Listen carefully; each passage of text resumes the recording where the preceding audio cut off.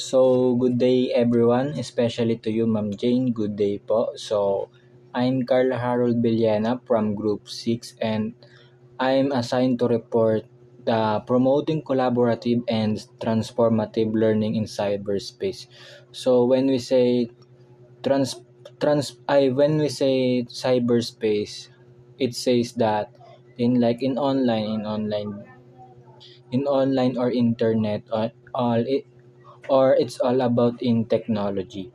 So, what is promoting collaborative and transformative learning cyberspace? So, promoting collaborative and transformative learning in cyberspace requires intentional strategies and approaches that foster active participation and critical thinking and meaningful interaction among learners. So it says promoting collaborative and transformative learning in cyberspace is it's all about in teaching and learning in school with using of technology. So it says that it requires of collaboration of teacher and students in cyberspace or in technology. So, here are some effective practice for promoting collaborative and transformative learning in the online environment. So, again, in promoting collaborative and transformative learning in cyberspace, in short, it says that collaborative and transformative in cyberspace is when we learning or when we teaching using of technology or the internet.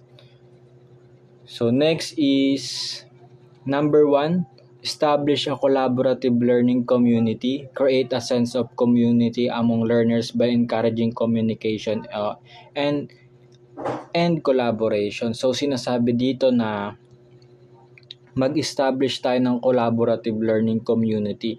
So ano nga ba 'yon? So pag sinabi nating learning community, gagamitan din natin 'to ng technology, ng apps na galing sa online. Ano-ano nga ba 'to? For example, nung nagka-pandemic, 'di ba ginamitan natin 'to ng Google Classroom, ng documents, ng Google Meet para makapag-promote tayo ng collaborative learning community. So, 'di ba kahit nasa malalayo tayong lugar is nakakapag-aral din tayo. So, next is encourage an active participation. So, design activities that require active participation from learners. So, example diyan is yung paggamit natin ng mga apps na ginagamitan ng mga laro. So kung familiar sa inyo yung Quizlet or yung nagki-quiz tayo but at the same time nag-enjoy tayo, like merong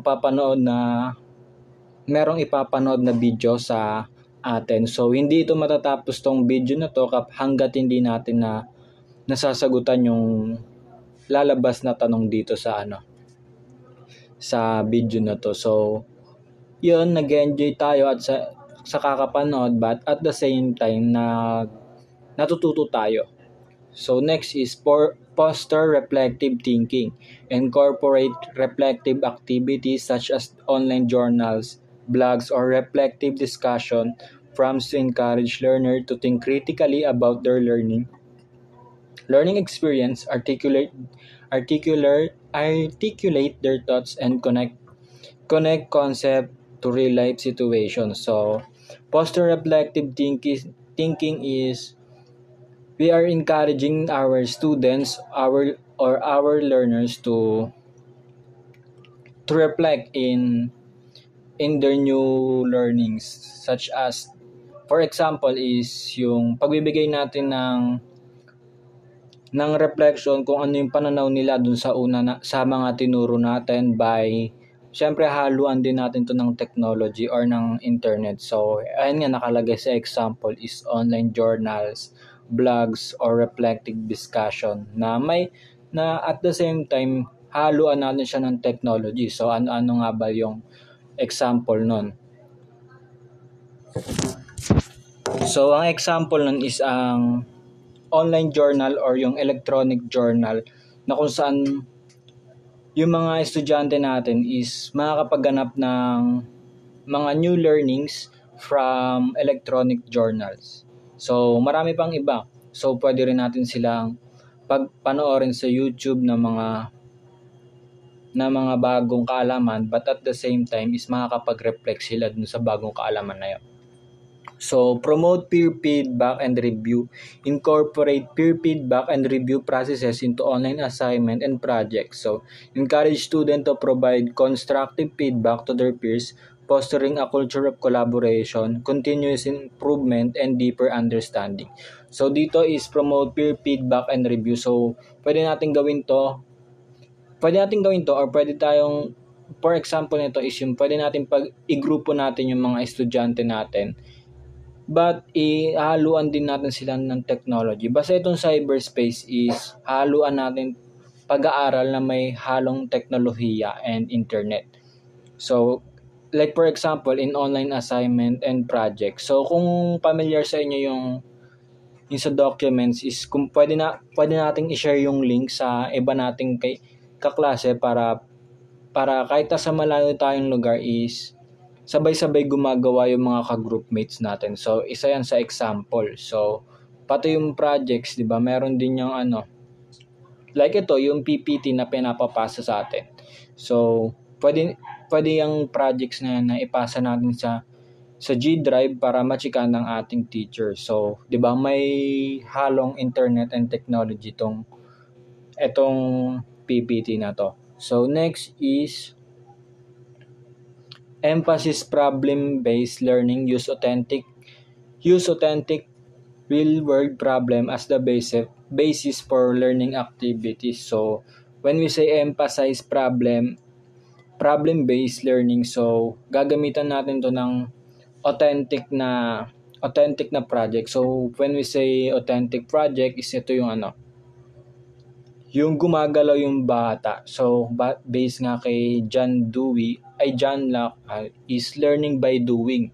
So malalaman nila kapag sila na mismo yung gumagawa. So i-apply natin yung project na to sa totoong buhay na may apply nila sa bagong real life or real world problem. So next is utilize collaborative tools. Make use of collaborative like Google Docs, shared online whiteboards, or project management platforms to facilitate real-time co-authoring, brainstorming, and collaborative editing. So yan yung sinasabi ko sa documents, sa Google Docs, diba? Pag shinare, kumare gagawa tayo ng lesson plan. So when we working in lesson plan, like for example, this lesson plan is by group. So, tas malalayong lugar yung mga iba nating ka-groupmates. So madali lang gawin yan by sharing the link in our groupmates and pwede natin itong magawa ng sabay-sabay by opening the Google Docs or the lesson plan na kailangan nating gawin. So, ayun. Kahit malayo tayo, is na-share natin yung link and nakikita nila kung ano na yung nadadagdag sa lesson plan natin and kung sino yung gumagawa ng lesson plan natin. So, last is facilitate virtual group discussion. Use video conferencing tools or discussion boards to facilitate virtual group discussion. So, ito yung biggest example nito is yung Google Meet, 'di ba? Nung nagka-pandemic, we are using Google Meet